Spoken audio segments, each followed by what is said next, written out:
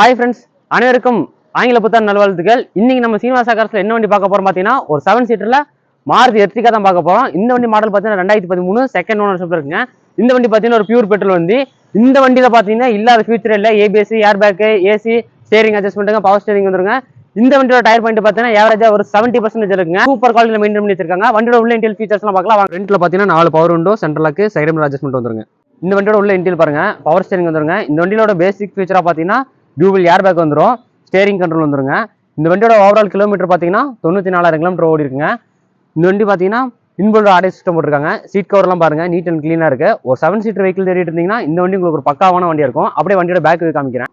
Back low காரங்களும் பார்த்தீங்கன்னா roof AC இருக்குங்க. சீட்டில் பின்னாடி பேக் லோ கண்ட்ரோல் பார்த்தீங்கன்னா ஹேம் ரெஸ்டிங்லாம் கொடுத்துருக்காங்க. அப்படியே வண்டியோட 7 சீட்டர் பின்னாடி இதுவும் பாருங்க. வண்டி பாருங்க எவ்வளோ நீட் அண்ட் கிளீனாக மெயின்டைன் பண்ணிருக்காங்க. ஃபுல் இந்த வண்டியோட உள்ள இன்டீரியல் ஃபீச்சர்ஸ் எல்லாம் பார்த்துருப்பீங்க. மாருதி எர்டிகா ஜெட்எக்ஸ்ங்க. இந்த வண்டி மாடல் பார்த்தீங்கன்னா 2013 செகண்ட் ஓனர்ஷிப்ல இருக்குங்க. இந்த வண்டி பார்த்தீங்கன்னா பியூர் பெட்ரோல் வண்டி.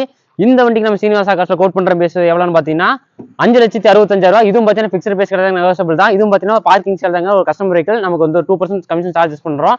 இதே மாதிரி குவாலிட்டியான காசு பார்க்கணும் நம்ம சீனிவாசா பேஜ் வந்து ஃபாலோ பண்ணிக்கங்க.